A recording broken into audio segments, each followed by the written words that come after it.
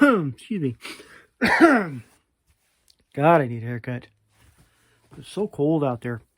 What is this? Yeah, 357. Okay.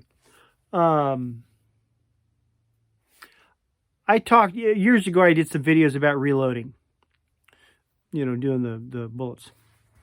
And one of the I enjoy it. I enjoy it in certain ways. I don't like the mass-produced, the fast ones. That's too much for me. I enjoy the couple of things at a time. Just making each bullet. You don't do them one at a time unless you're doing the hand loader.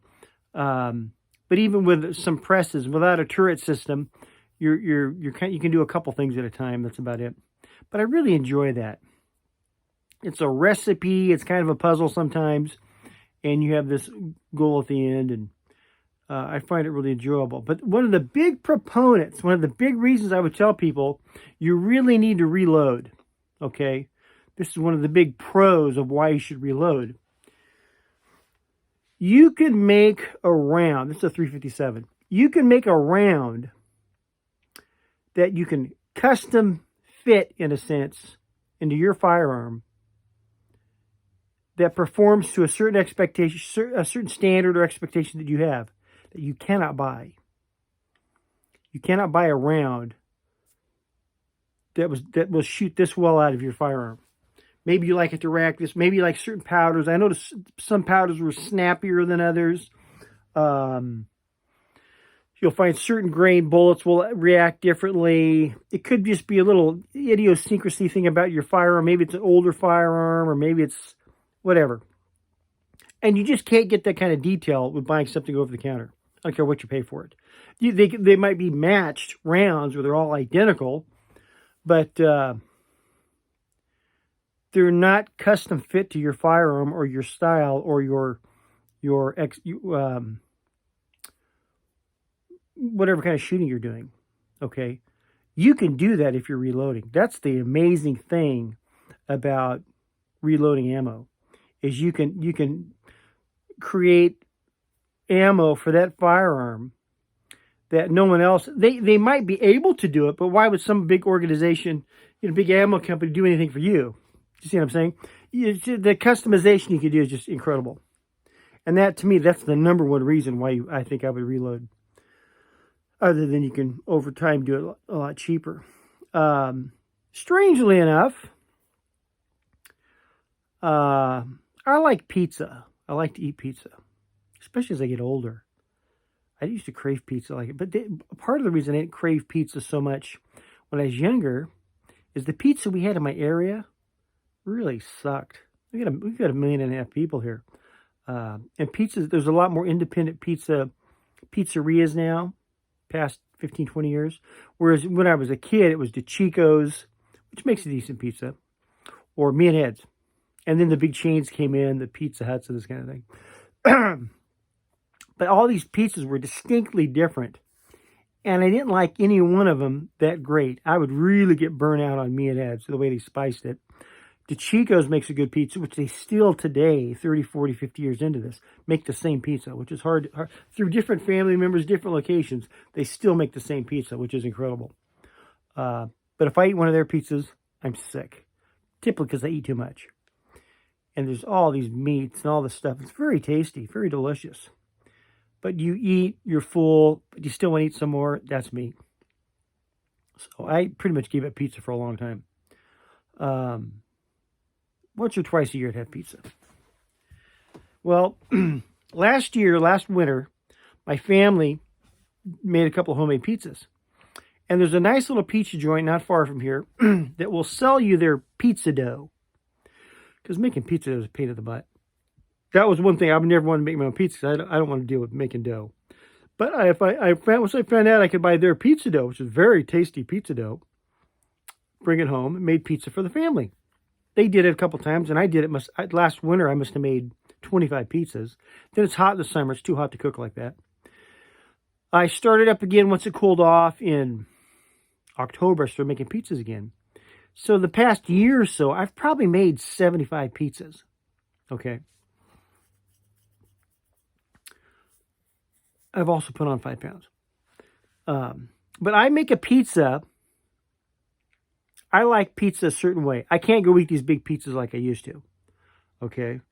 All the meats. I make a thin crust pizza. I buy a medium-sized pizza dough and stretch it on a large pizza pan. I roll it out. I like a thin crust pizza. I mean thin. A thin crust pizza. Extra sauce, a sweeter sauce, not too tart. Light cheese and red onion. That's it. That's all about the sauce for me.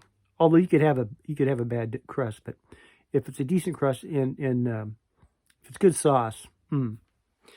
Now, I can eat a 14-inch pizza like that. Thin crust, delicious sauce.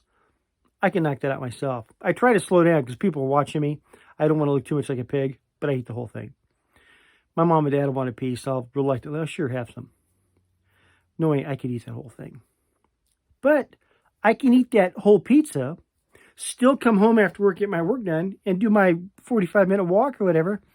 I'm feeling pretty good. I'm just well fed. Whereas if I go down and get that DeChico pizza or whatever, the one down the street, I'm done. It's over. So I get a satisfying pizza experience that's made. I can get these other places to make the pizza, but they always screw up. I like light cheese. I'm not big on a whole lot of cheese. They'll put too much cheese. Or the red onions they use aren't, they cut them too much at the top of the onion. You know, you get to the top sides of the onion, it's almost like paper. And they screw it up somehow. So I just tonight I made my I've conquered the pizza sauce. I make a delicious pizza sauce. Crushed garlic. I don't use mozzarella. I use Romano and Parmesan because you got a lot more bite. Mozzarella is like it's like nothing. It's just fat. But anyhow, I got all that dialed in. Delicious sauce. I wanted to start making I said, I need to learn how to make a pizza dough. And to do the pizzas in general, I must have watched 100 videos.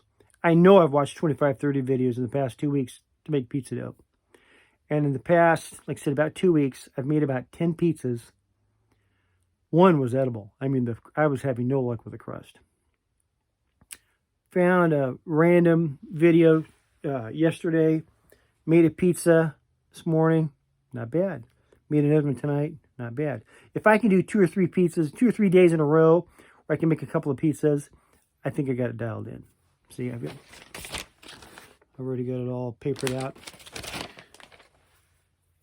Just like you can build the proper high-performance ammo that meets your criteria out of your firearm that no one else can or will, same thing for your pizza.